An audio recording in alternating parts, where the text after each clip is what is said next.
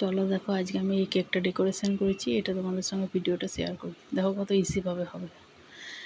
এইটা আমি প্লেন জল কিন্তু আমি স্প্রে করছি। হ্যাঁ, অনেকে সুগার সিরাপ স্প্রে করে ঠিকই, কিন্তু বেশি মিষ্টি হয়ে যাওয়ার জন্য আমি প্লেন মানে নর্মাল জল স্প্রে করছি। ঠিক আছে, খাবার জল নর্মাল। আর দেখো ক্রিমটা দেখো আমার কত সফট। যখন তুমি ভেতরের কাজ করবে তখন ক্রিম সবসময় সফট রাখতে হবে, তাহলে কি বলো তো ভালোভাবে ফিনিশিং হবে। আর লেয়ারগুলো দেখো আমার কত পাতলা করে কাটা আছে।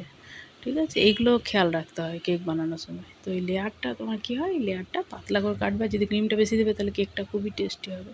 আর দেখো এরকমভাবে কোটিংটাকে কভার দিতে হয়। ঠিক আছে, আমি এটা ডোম শেপ করছি। ডোম শেপ দিচ্ছি। তো দেখো এরকমভাবে, এই যে দেখো আমি এরকমভাবে স্মুথ করছি।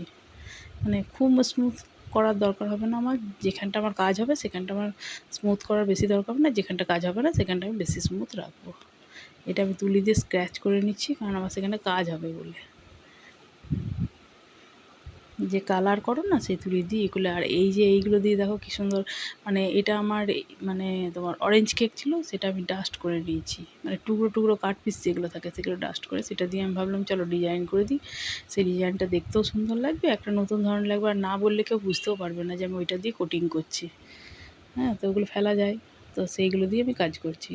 মানে কাট পিসগুলো তো কোনো কিছু কাজে লাগে না। তো দেখো এই যে এবার আমি ক্রিম দিয়ে ওইটা আমি ইয়ের থেকে সরিয়ে নিলাম। আমি ভাবলাম যে চলো কেকটা তোমাদের সঙ্গে শেয়ার করি। এই যে দেখো আমি কালার দিয়ে দিয়েছি ওর মধ্যে। এবার আমি ক্রিমটা ভরে নিচ্ছি। যত মানে এরকম ক্রিমে কাজ করবে না, বেশি হার্ড ক্রিমে কিন্তু কাজ ভালো হয় না। ঠিক আছে, তখন কি করবে, একটু প্লেন জলকে ওই ক্রিমের মধ্যে দিয়ে আরেকবার বিট করে নেবে, তাহলে সফট হয়ে যাবে। এই যে দেখো নজেল দিয়ে দিই, যেমন যেমন স্টাইলে নজেল নেবে, নজেল দিয়ে দিয়ে কাজ করে নিলেই হলো। এই যে দেখো একটা ইউনিক কত সুন্দর লাগছে দেখতে, বলো। বোঝাই যাচ্ছে না যে আমি ওই ইয়েগুলোকে দিয়ে ডেকোরেশন করেছি।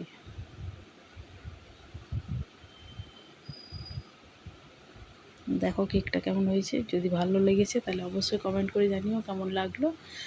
আর চ্যানেলটাকে লাইক সাবস্ক্রাইব শেয়ার করো।